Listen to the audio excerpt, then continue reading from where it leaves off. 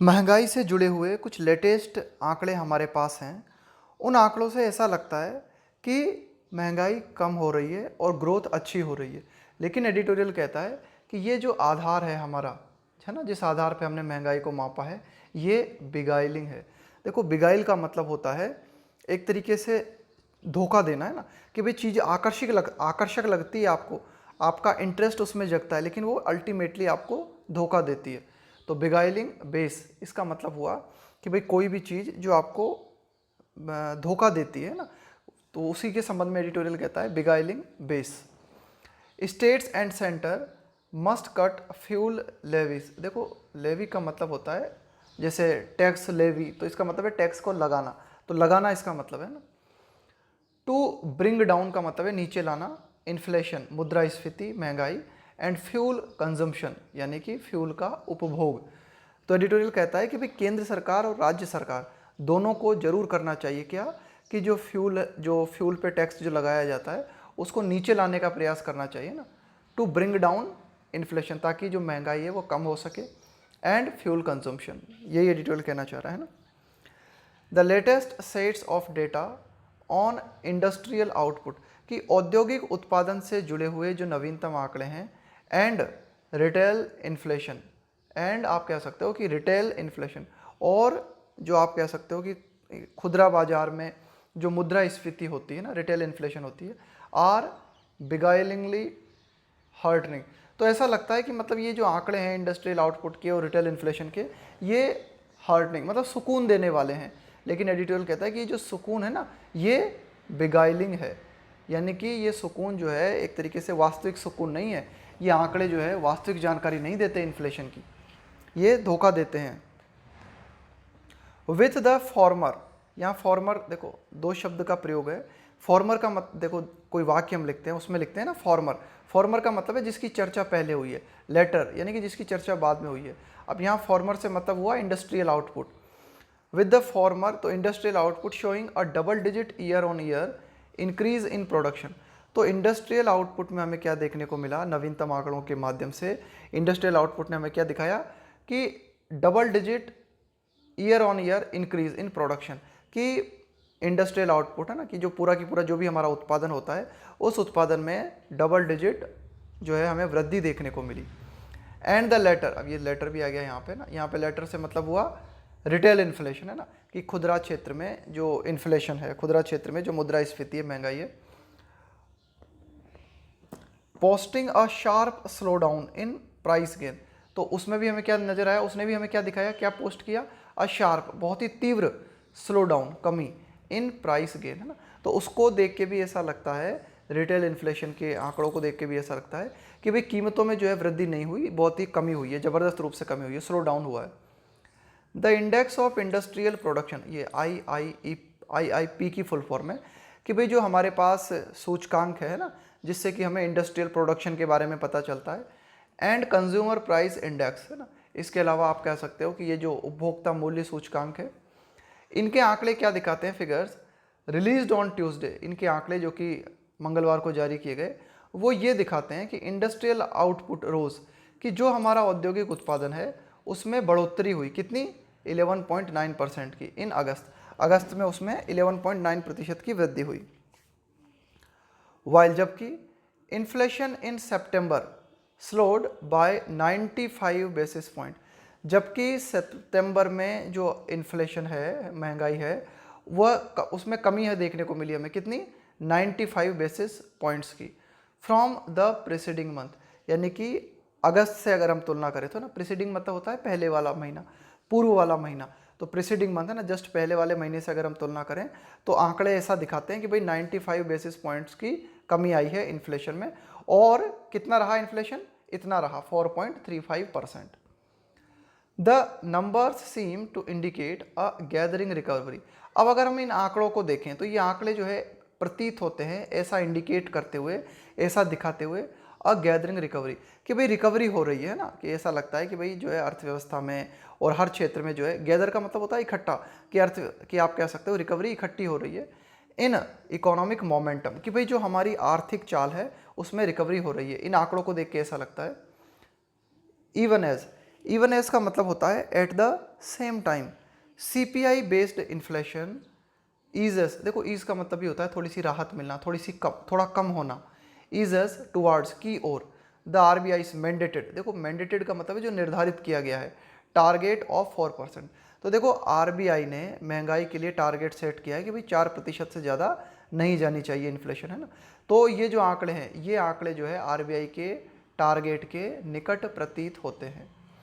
The IIP constituents, है ना, कि भाई ये जो IIP के जो घटक हैं जैसे कि माइनिंग खनन, मैन्युफैक्चरिंग निर्माण and electricity, posted appreciable improvements of 23.6%, 9.7% and 16%। इन तीनों क्षेत्रों में जो है आप कह सकते हो कि प्रशंसाजनक जो है सुधार हमें देखने को मिला। तीनों क्षेत्रों में क्रमशः ये सुधार रहा, है ना, 23.6, 9.7 और लगभग 16% रेस्पेक्टिवली क्रमशः। But a closure look shows, लेकिन हम एक अगर थोड़ा सा बारीकी से नज़र डालें, है ना, एक क्लोज लुक लें, तो क्लोज लुक से हमें ये पता चलता है द प्रोडक्शन फिगर्स, कि भाई जो भी उत्पादन के आंकड़े हैं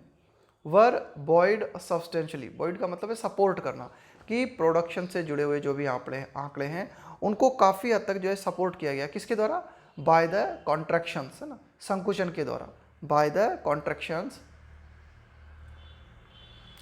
दैट अकर्ड लास्ट ईयर, कि भाई इस साल हमें ये जो आंकड़े लग रहे हैं कि भाई उत्पादन ज़्यादा हुआ, इस क्षेत्र में भी बढ़ गया, उस क्षेत्र में बढ़ गया, ये ज़्यादातर इसलिए दिखाई दे रहा है, क्यों, क्योंकि कॉन्ट्रैक्शन हुआ था, बहुत ही ज़्यादा मात्रा में संकुचन हुआ था, कमी आई थी। दैट अकर्ड का मतलब है घटित हुआ last year when the economy was still struggling, कि पिछले साल जब अर्थव्यवस्था जो है स्ट्रगल कर रही थी, संघर्ष कर रही थी, जूझ रही थी, to recover from the first कोविड-19 लॉकडाउन, कि पहला जो कोविड-19 लॉकडाउन लगाया गया था उससे अर्थव्यवस्था जो है पिछले साल जो है जूझ रही थी, स्ट्रगल कर रही थी। अब अगर उससे आप तुलना करोगे इस साल के आंकड़ों की, तो वे आंकड़े अच्छे नजर आएंगे, ये एडिटोरियल कहना चाह रहा है।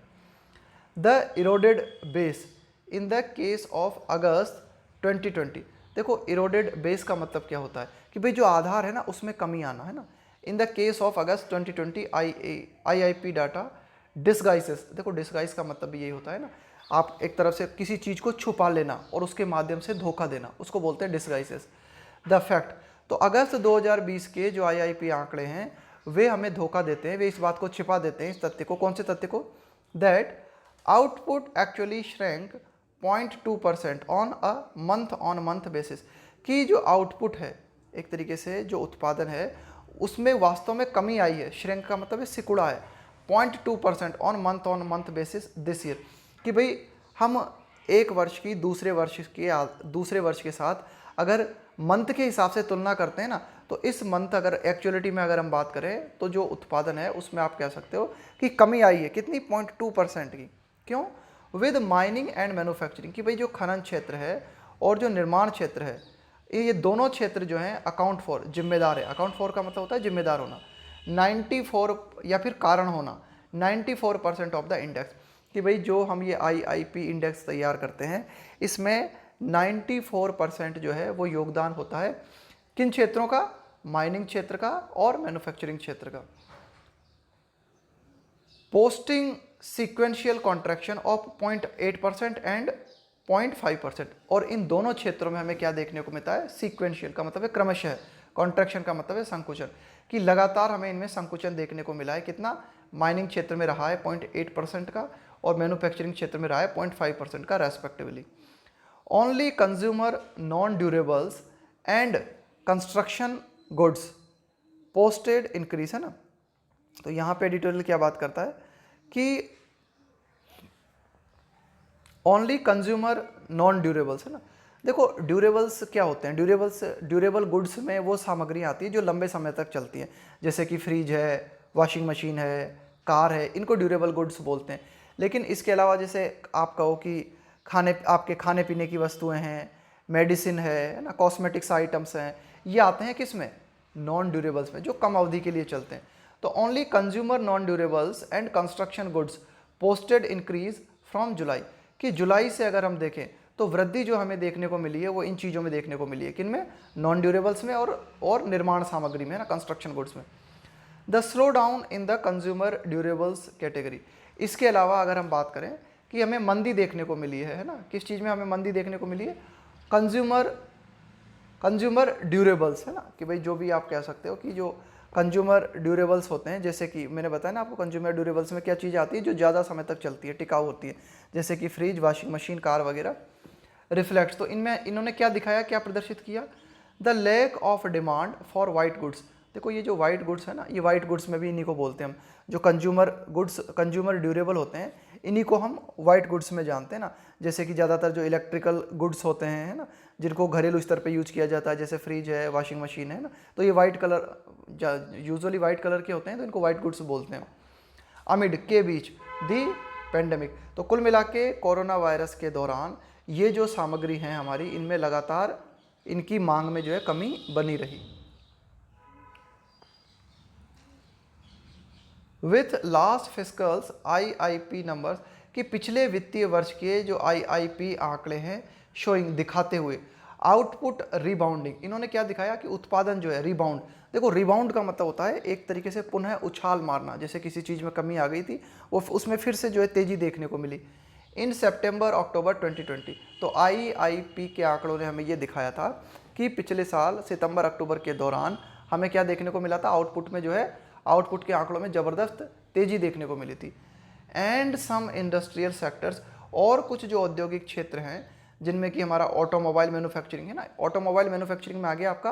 कार निर्माण, है ना, कार निर्माण क्षेत्र, या फिर जो भी मतलब ये वाहन आपके निर्मित होते हैं ना, उनमें वो ऑटोमोबाइल मैन्युफैक्चरिंग क्षेत्र कहलाता है। हिट दिस ईयर, वो इस साल प्रभावित हुआ बाय रॉ मटेरियल शॉर्टेजेस, है ना, कि भाई कच्चे माल की जो है कमी देखने को मिली। एंड लॉजिस्टिक कॉन्स्ट्रेंट्स, देखो लॉजिस्टिक का मतलब होता है ऑपरेशन, लॉजिस्टिक का मतलब होता है ना, कि भाई आप किस तरह से ऑपरेट करते हो चीज़ों को, कि भाई जो भी आप व्यापारिक स्तर पे जो भी आपके सामान होते हैं उनको कस्टमर्स तक किस तरह से पहुंचाते हो, उनको गाड़ी में डिलीवर करना, है ना, उनका ट्रांसपोर्टेशन, ये सारी चीज़ें आती हैं लॉजिस्टिक्स में, है ना। कॉन्स्टेंट्स का मतलब है बाधाएं, है ना, रुकावट। तो इस साल भी कई तरह की आप कह सकते हो कि लॉजिस्टिक संबंधी बाधाएं देखने को मिली, कच्चे माल की हमें कमी देखने को मिली, है ना। तो कुछ क्षेत्र हैं जिनमें, जैसे कि ऑटोमोबाइल क्षेत्र है ना, इनमें आप कह सकते हो इतनी ज़्यादा वृद्धि देखने को नहीं मिली। इट इज़ हार्ड, ये मुश्किल है, टू सी प्रोडक्शन, कि उत्पादन को देख पाना। सस्टेनिंग का मतलब है कि कोई चीज़ मेंटेन बनी रहे। द पेस का मतलब है रफ्तार, चाल, ऑफ ग्रोथ, कि भाई रफ्तार की जो चाल है वह लगातार कायम बनी रहे, ये देख पाना थोड़ा सा मुश्किल है। Inflation too has benefited from the elevated levels in the year earlier period, कि इन्फ्लेशन का मतलब है आपका इन्फ्लेशन टू, कि महंगाई जो है उसको भी आप कह सकते हो बेनिफिटेड का मतलब है फ़ायदा हुआ है फ्रॉम द एलिवेटेड लेवल। देखो एलिवेटेड का मतलब है जिसको आपने ऊपर बढ़ा दिया है ना, जिसको आपने ऊंचा उठा दिया है, उसको बोलेंगे elevated levels. In the year earlier period when the headline reading had accelerated to 7.3% in September 2020। अब देखो एडिटोरियल कहता है कि इस साल की इन्फ्लेशन से जुड़ी हुई, यानी कि ये जो अभी हाल ही के मंथ है ना, अगस्त सितंबर, कि भाई आप कह सकते हो कि ये जो नवीनतम हमारे पास इन्फ्लेशन के आंकड़े हैं वो ऐसा लगता है कम लगता है अगर आप उनकी पिछले साल से तुलना करते हो ना, अगर आप उनकी पिछले साल से तुलना करते हो। पिछले साल क्या हुआ था, हेडलाइन है ना, कि मतलब इतनी रीडिंग हेड, एक्सेलरेटेड का मतलब है और ऊपर बढ़ जाना, है ना, और अधिक बढ़ जाना, to 7.3% in September 2020। And subsequently का मतलब है फॉलोइंग टचड 7.6% लास्ट अक्टूबर, कि अगर पिछले साल की रीडिंग से आप तुलना करोगे तो निश्चित रूप से इस साल की रीडिंग जो है ऐसा लगेगा कि सुधार हुआ है। क्यों? क्योंकि सितंबर और अक्टूबर में लगभग कितनी पहुंच गई थी महंगाई, 7.3% और 7.6% के लगभग, है ना। तो अब इससे तुलना करोगे तो फिर ऐसा लगेगा कि भाई महंगाई कम हुई है, जबकि वास्तव में महंगाई कम नहीं हुई है। द सीपीआई डेटा मास्क, कि भाई जो सीपीआई से जुड़े हुए जो आंकड़े हैं वे इस बात को छिपाते हैं, किस बात को, the real extent of price pressures, कि वास्तविकता में ना, वास्तविकता में किस मात्रा तक जो है कीमतों का दबाव है अक्रॉस मेजर प्रोडक्ट कैटेगरीज, कि आप कह सकते हो कि जो भी आप बड़े बड़े प्रोडक्ट्स हैं इस सूची की अगर हम बात करें तो इनमें आप कह सकते हो कि बहुत ज़्यादा कीमतों का दबाव झेलना पड़ रहा है। अंडरमाइनिंग, अंडरमाइन का मतलब होता है किसी चीज़ के महत्व को कम करना। Nutritional security specially among the sizable number who have suffered job और इनकम कट्स। एडिटोरियल कहता है कि भाई हमें उन लोगों को आप कह सकते हो कि पोषण संबंधी सुरक्षा उपलब्ध कराना जरूरी है। किन लोगों को, है ना, साइजेबल का मतलब एक काफ़ी मात्रा होना, एक बड़ी मात्रा होना, है ना, अमाउंट के, किन लोगों के बीच में हमें जो है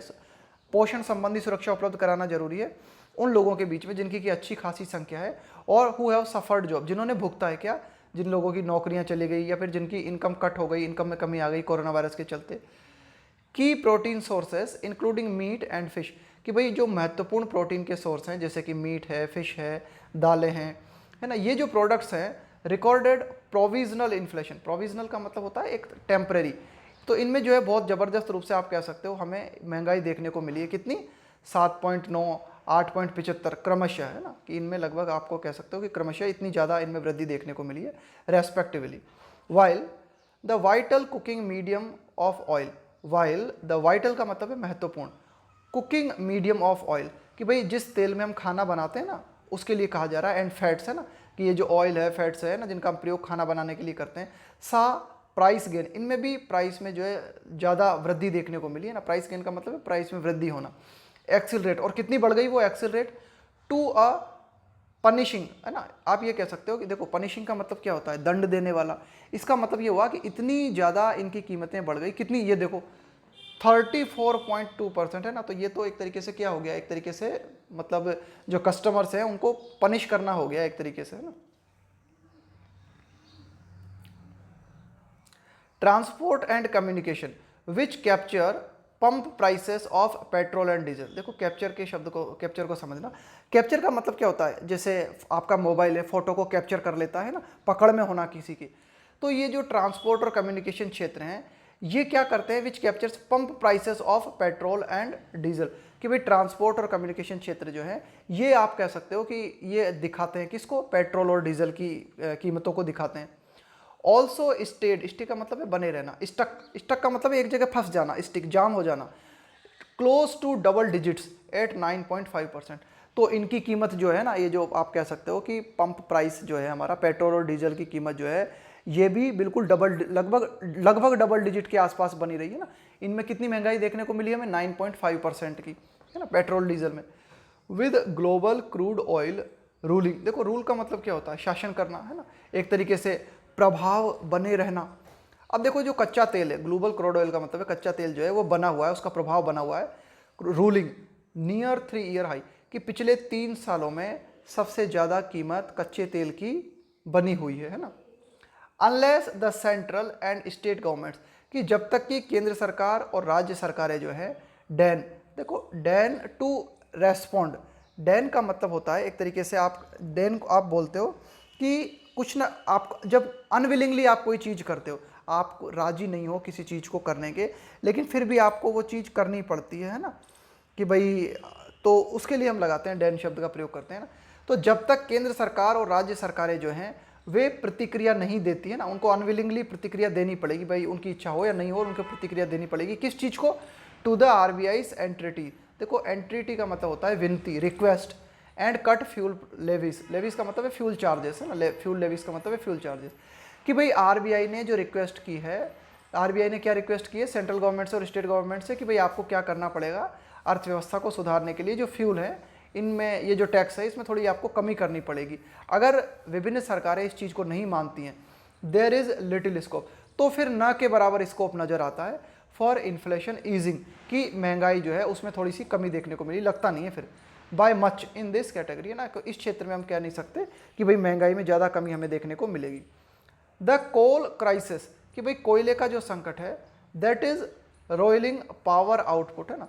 that is roiling our power output, देखो रोइल का मतलब होता है बिगाड़ देना, खराब कर देना, पावर आउटपुट, कि भाई जो हमारा आप कह सकते हो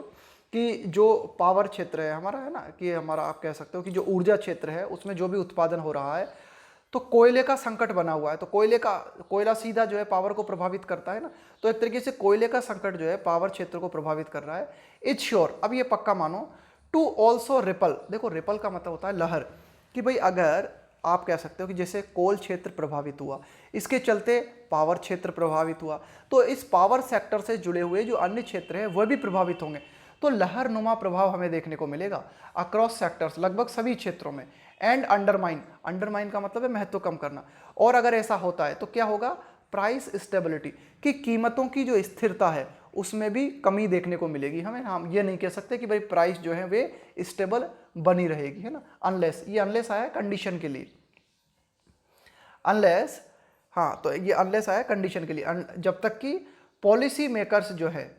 इंटरवीन, इंटरवीन का मतलब है दखलंदाजी देना, हस्तक्षेप करना। Unless policy makers intervene post haste,